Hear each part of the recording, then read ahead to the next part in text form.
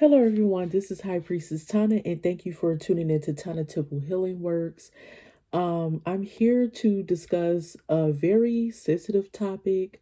I know it's Halloween season, but this is something that happens regardless, right? Regardless of the season in the month. But I felt the need to share this today. I was actually going to share this a few days ago, but I just wanted to touch base on this right now. So I was just going through all these movies that I have either watched in the past, like from my childhood, even up until now, even like TV shows and stuff like that, that touch base on pretty much like serial killers or slasher movies. And I was just doing an analysis on these type of personalities, right? Like what makes a serial killer, right? Is it something that they were born with? Were they born evil, or are they demonically possessed or something?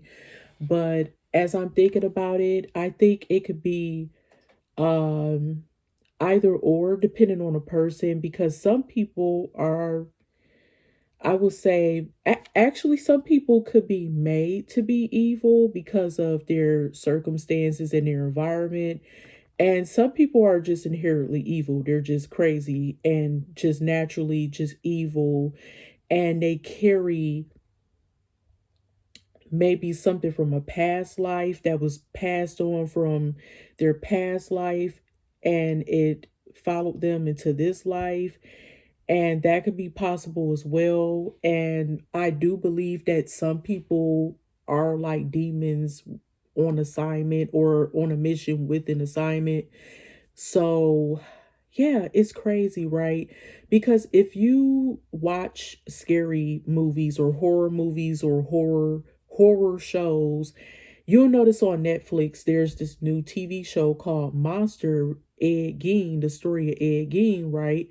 And he was the inspiration behind Psycho, Texas Chainsaw Massacre, and The Silence of the Lambs, and I think a few other movies. But he basically, I would say his life story and the crazy crimes that he committed basically was an inspiration behind American horror, so to speak. So, in so many words.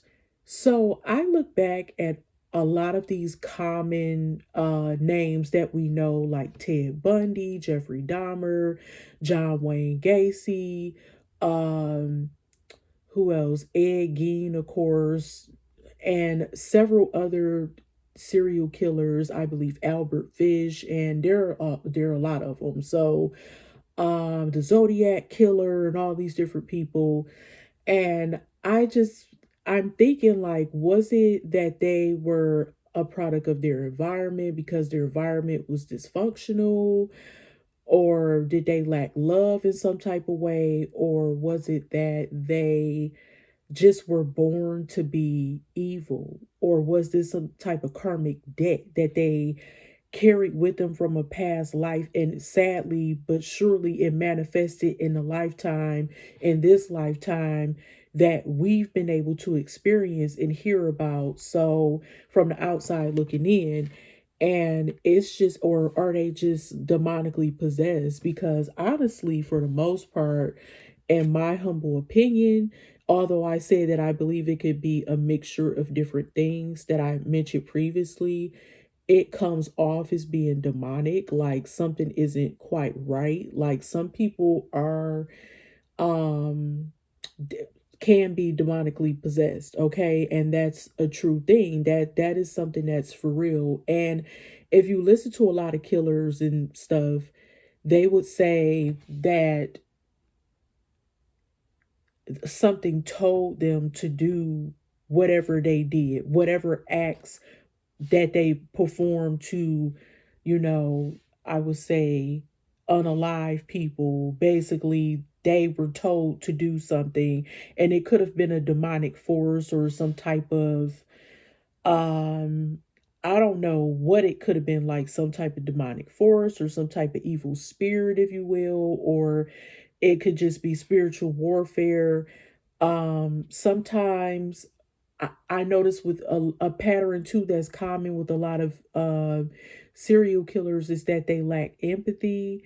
And I do believe that that could come from coming from a broken home, not getting the attention that they should have gotten, or being taught right from wrong.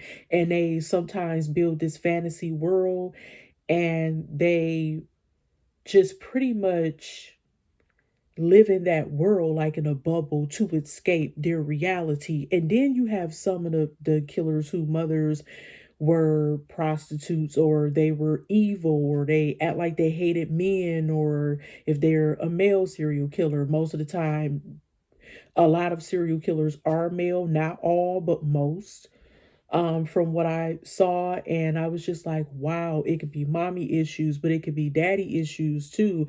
Maybe their father belittled them and told them that they weren't shit and they weren't a real man, or calling them all out their name, degrading them and stuff. And that could be a big possibility as well. It could have been something wrong with them in the womb. And back then, if you notice, a lot of the main serial killers that we know about came from back in the day. Like, you heard about a lot of people like back in the like late 70s. That's when you really started hearing a term like that, called a person being labeled as a serial killer, right? And then we didn't have all these different diagnoses, or however you pronounce it, like we have now, right? Like, some people could have been on the spectrum, some people could have had different personality disorders, which some people would call certain things that these people could have been labeled as back in the day. It could be a different name now. So, like, for example, somebody could have had dissociative identity disorder. Someone could have been what we would call bipolar. Some people could have been born, with all types of mental issues. Some people are schizophrenic, and they have different forms of schizophrenia and all different types of things. So back then, people in the medical industry who identified as being physicians would give people, was it lobotomies, and they would, mess with their brain and try to drill their brain to, I don't know, it was perform these, I guess, experiments and stuff to see what was going